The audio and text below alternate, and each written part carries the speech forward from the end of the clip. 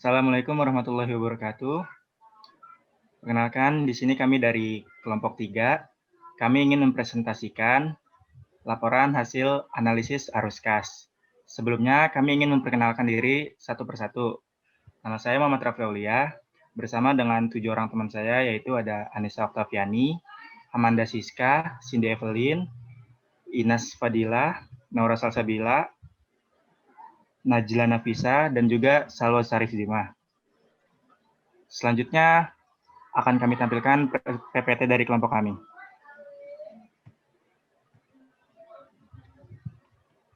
Selanjutnya akan dibacakan oleh Naura. Pengertian NPV, Net Present Value, adalah perbedaan antara nilai sekarang dari arus kas yang masuk dan nilai sekarang dari arus kas keluar pada sebuah waktu periode. NPV biasanya digunakan untuk alokasi modal untuk menganalisa keuntungan dalam sebuah proyek yang akan dilaksanakan. Net Present Value yang positif menandakan bahwa proyeksi pendapatan yang dihasilkan oleh sebuah proyek atau investasi melebihi dari proyeksi biaya yang dikeluarkan. Pada umumnya, nilai NPV yang positif akan menjadi menguntungkan dan proyek yang memiliki NPV negatif akan menghasilkan kerugian. Oke, selanjutnya akan dibacakan oleh Inas Fadila. Manfaat NPV. Yang pertama, memperhatikan nilai waktu daripada uang, time value of money. Yang kedua, mendahulukan aliran kas bertambah di awal. Yang ketiga, selalu memperhatikan aliran kas pada masa proyeksi atau investasi. Selanjutnya akan dibacakan oleh Anissa Oktaviani.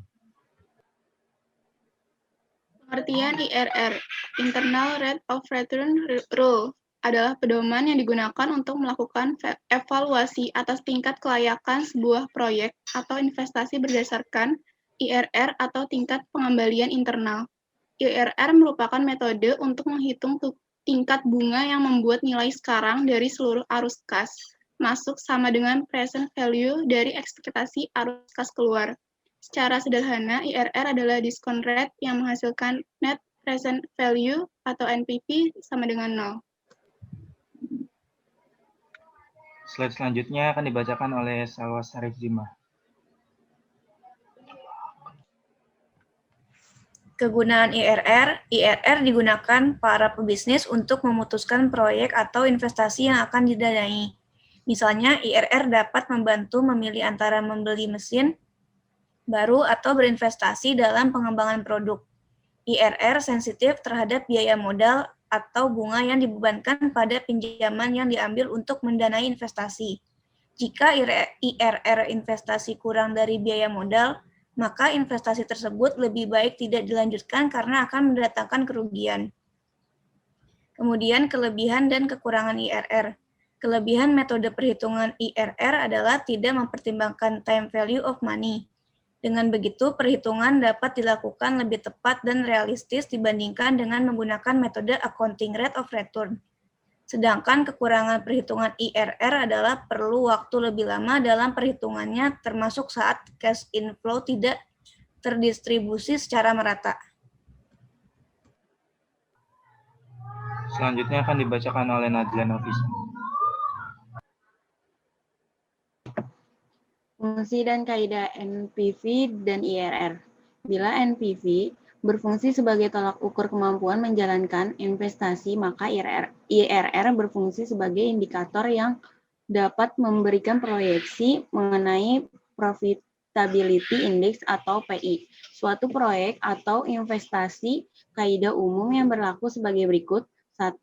IRR lebih besar dari cost of capital, return yang dihasilkan lebih tinggi dari yang diharapkan.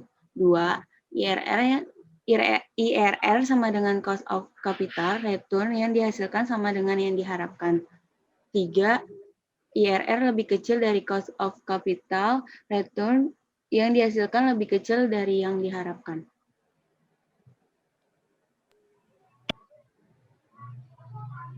Selanjutnya akan dibacakan oleh Amanda Siska. Berdasarkan uraian di atas, bisa disimpulkan bahwa IRR rule merupakan pegangan bagi perusahaan investasi untuk memutuskan apakah sebuah proyek atau investasi layak diterima atau ditolak dilanjutkan atau dihentikan. Namun, ada kalanya IRR rule tidak diterapkan secara ketat.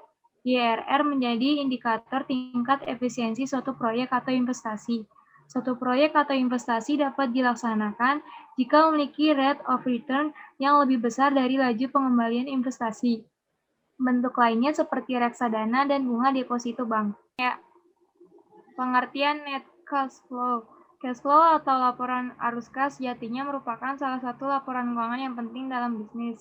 Laporan arus kas yaitu salah satu jenis laporan keuangan yang menyajikan informasi relevan tentang arus kas masuk serta arus kas keluar perusahaan.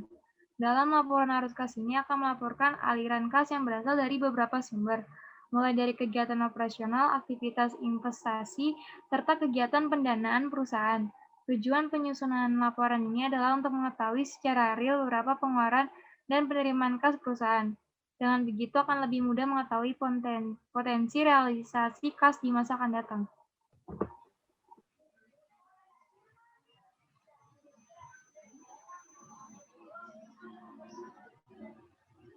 Selanjutnya akan dibacakan oleh Cindy Evelyn. Menyusun laporan cash flow langsung. Pertama, melakukan pemeriksaan silang. Kedua, melakukan klasifikasi semua jenis pengeluaran dan pemasukan dalam laporan arus kas. Ketiga, melakukan eliminasi silang. Dan keempat, membuat laporan arus kas. Dan menyusun laporan cash flow tidak langsung ada 4 cara, yaitu siapkan laporan laba rugi, siapkan laporan racet, menyesuaikan laba bersih yang dilihat dari laporan laba rugi, dan terakhir melakukan koreksi pengaruh dari transaksi bukan kas.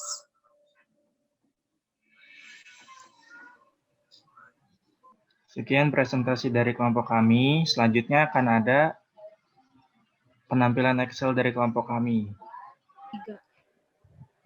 Selanjutnya kami akan menampilkan hasil kerja kelompok kami melalui Excel. Yang pertama itu ada multiple yang akan dibacakan oleh Anissa dan Amanda. Pada Anissa. Untuk multiple itu cost of capitalnya itu 12%.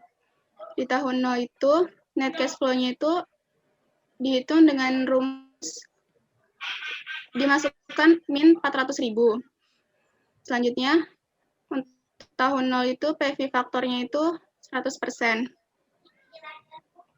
PV of net cash flow-nya itu caranya sama dengan B9 dikali B10. Kumulatif PV-nya itu dari B11 yaitu min 400.000. Dan net present value-nya itu dari D12, yaitu 1.148. Di tahun pertama itu, net cash flow-nya itu 990.000. PV faktornya itu B10 per 1 tambah SBS 4. PV of net cash flow itu C9 dikali C10.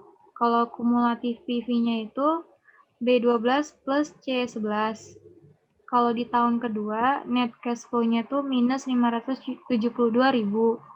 PV faktornya itu C10 per 1 di dalam kurung 1 tambah S dolar B dolar 4 buka tutup kurung. PV of net cash flow itu D9 kali D10.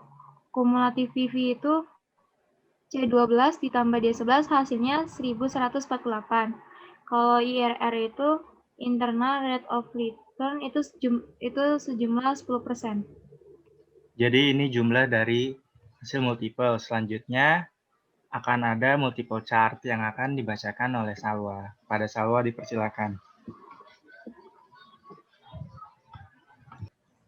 Untuk diskon rate dari 2% menggunakan rumus NPV, yaitu sama dengan absolut B2 ditambah NPV buka kurung A6, absolut C2 titik 2, D absolut D2. Selanjutnya untuk kolom ke bawahnya menyesuaikan. Dan dari rumus tersebut bisa tercipta diagram seperti yang ada di gambar. Jadi hasil dari kelompok kami tentang multiple chart seperti ini, dan ini ada kurvanya. Selanjutnya akan ada eksklusif yang akan dibacakan oleh Naura di proyek A dan Cindy di proyek B. Di sini ada cost of capitalnya itu 10%. Di proyek A ada tahun 0 sama tahun pertama. Cash flow-nya itu min 10.000 sama 20.000. Di PF faktornya itu ada 100% sama 91%. Di PF of cash flow-nya itu ada rumusnya, yaitu cara mencarinya itu sama dengan D7 dikali D8. Itu di tahun 0, di tahun satunya itu sama dengan E7 dikali E8. Terus ada NPV-nya itu ada rumusnya yaitu sama dengan D9 ditambah E9, hasilnya 8182. Di IRR-nya itu ada rumusnya juga sama dengan IRR sama dengan buka kurung D7 bagi E7 titik koma 0,1 tutup kurung. Itu di project A-nya. Di project B-nya? Untuk project B, ada cash flow-nya di tahun dasar yaitu minus 20.000, di tahun pertama 35.000. Untuk PV faktornya di tahun dasar 100%, untuk tahun pertama 91%. Untuk PV of cash flow ada rumusnya yaitu sama dengan kolom D13 dikali kolom D14 menghasilkan minus 20.000,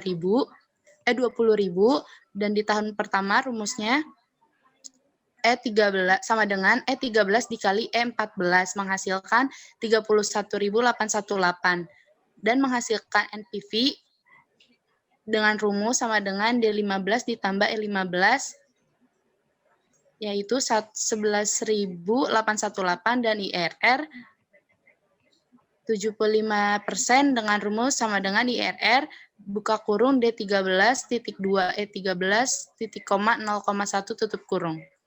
Project B is best even though its IRR is lower.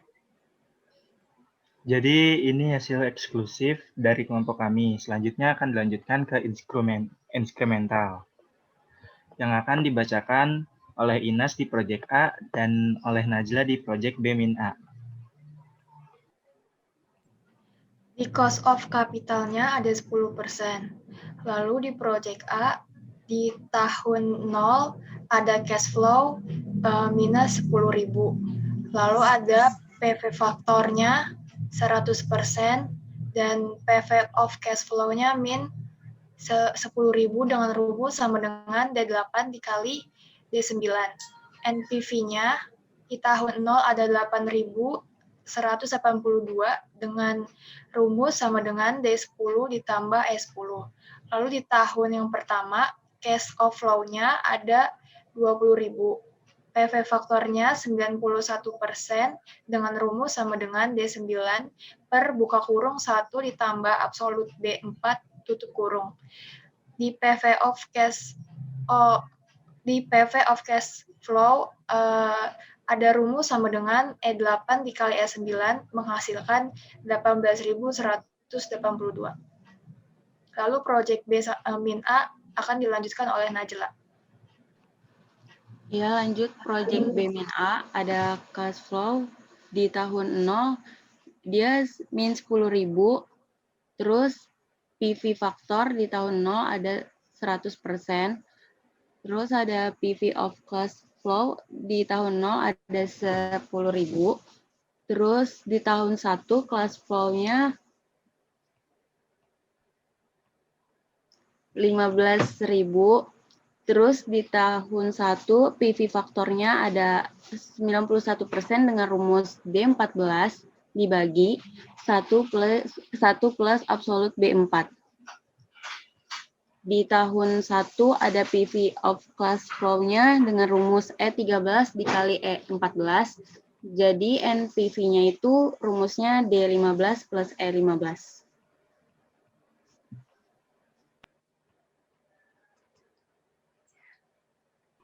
Oke, ini hasil inskremental dari kelompok kami. Sekian dari kelompok kami.